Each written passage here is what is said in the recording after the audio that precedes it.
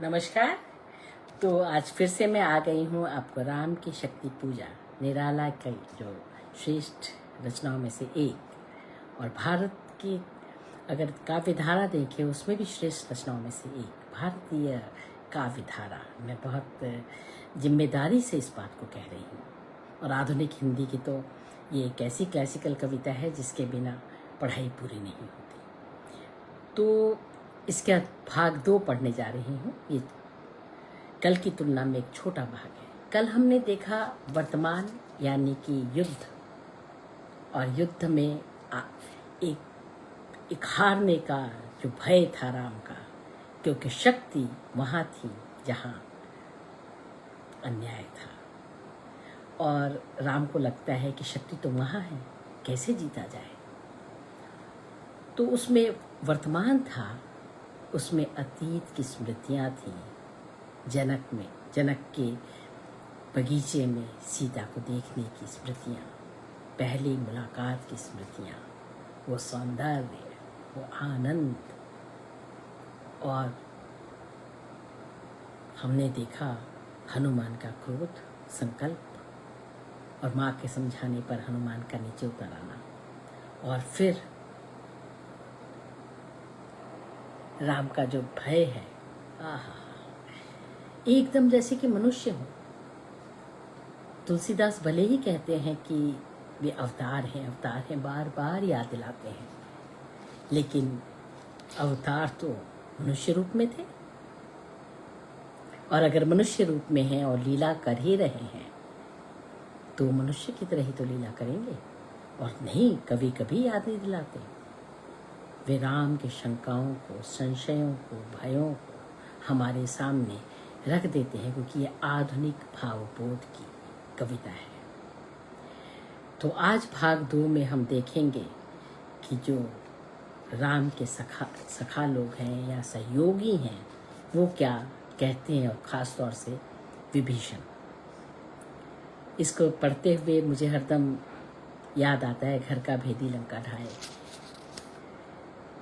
विभीषण के चरित्र के प्रति निराला थोड़े निष्ठुर है, लेकिन क्या वो गलत है या सही, इसका निर्णय सुनने और पढ़ने वाले करेंगे, या अपने मन में विभीषण की मूर्ति करने वाले करेंगे, क्योंकि सबकी अपनी एक रचना होती है, और जो पढ़ता है वह भी एक तरह से रचनाकार ही है। ये मेरा मानना है कि कोई भी कृति बार बार रची जाती है। लेखक जब लिखता है तब रची जा रही है, मन में जब लिख रहा है तब रची जा रही है, जब वो अगली बार पढ़ता है तब रची जाती है, और जब पाठकों के सामने आती है तो बार बार रची जाती है, किसी भी काल में, किसी भी समय में। तो आज है भाग 2।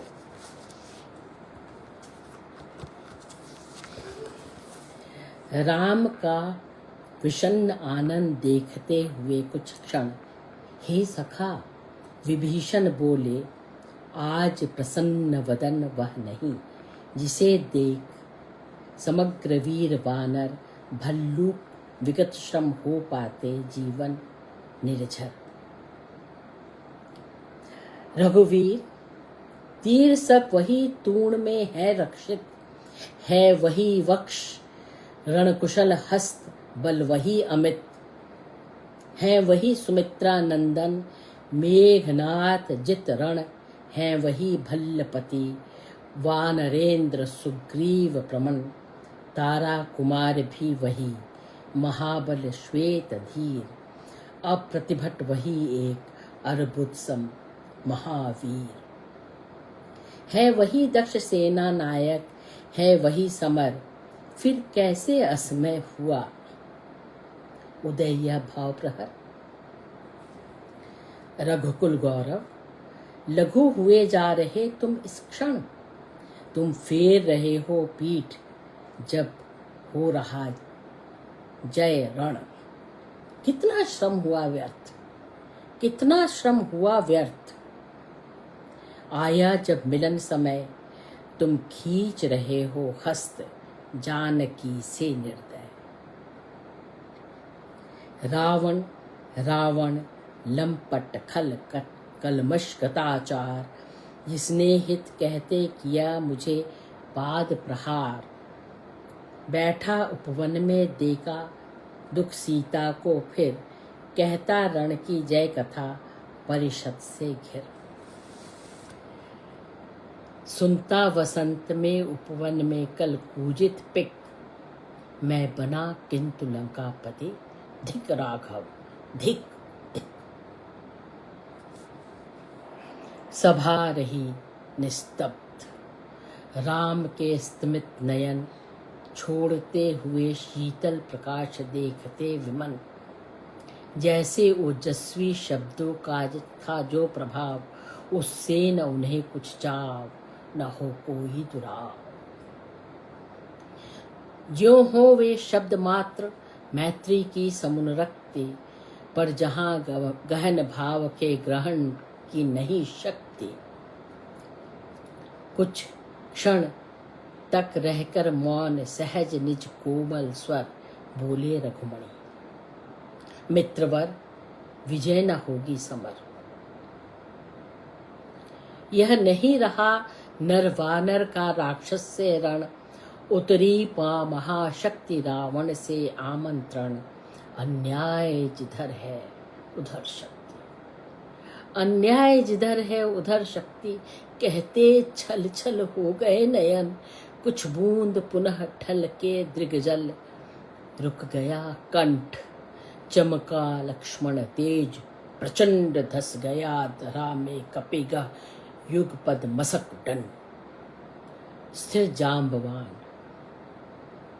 समझते हुए ज्यों सकल भाव, व्याकुल सुग्रीव हुआ उर में ज्यों विषम घाव। निश्चित सा करते हुए विभीषण कार्यक्रम, मौन में रहा यूं स्पंदित वातावरण विषम।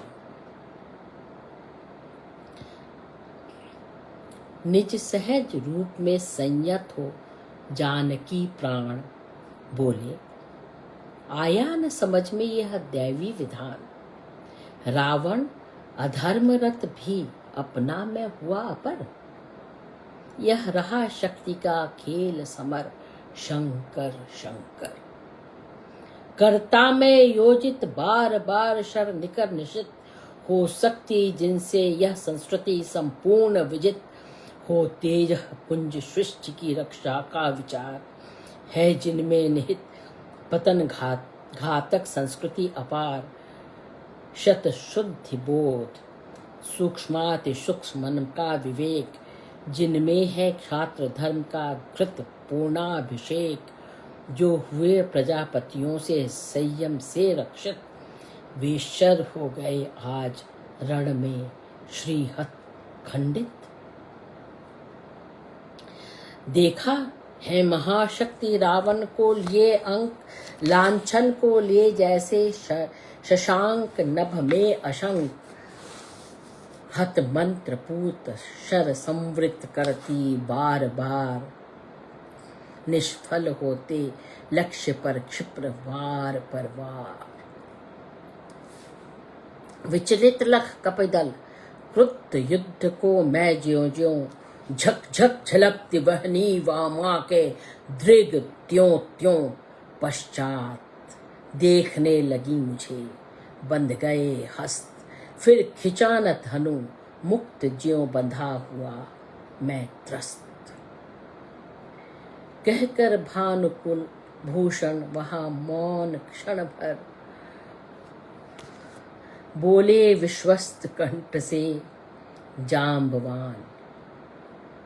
रघुवर विचलित होने का नहीं देखता मैं कारण। हे पुरुष तुम भी यह शक्ति करो धारण। आराधन का दृढ़ आराधन से दो उत्तर, तुम वरो विजय संयत प्राणों से प्राणों पर। रावण अशुद्ध होकर भी यदि कर सका त्रस्त, तो तुम निश्चय सिद्ध करोगे उसे ध्वस्त। शक्ति की करो मौलिक कल्पना, ये बहुत महत्वपूर्ण पंक्ति है इस कविता की। शक्ति की करो मौलिक कल्पना, करो पूजन, छोड़ दो समर, जब तक न सिद्धि हो रघुनंदन।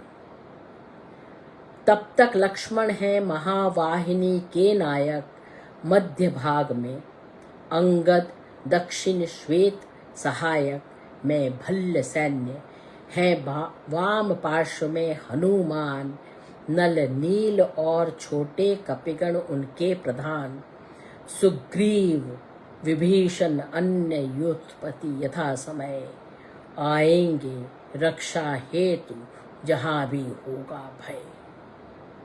खिल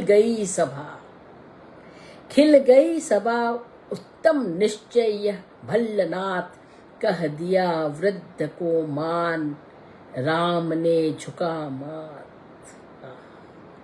यह है हमारी संस्कृति, हमारी परंपरा और हमारे राम। विनीत, सरल, दृढ़ निश्चयी।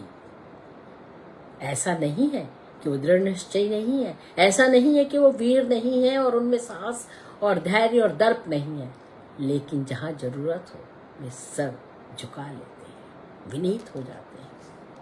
भल्लनाथ के सम्मुख ऐसे ही विनीत हुए राम।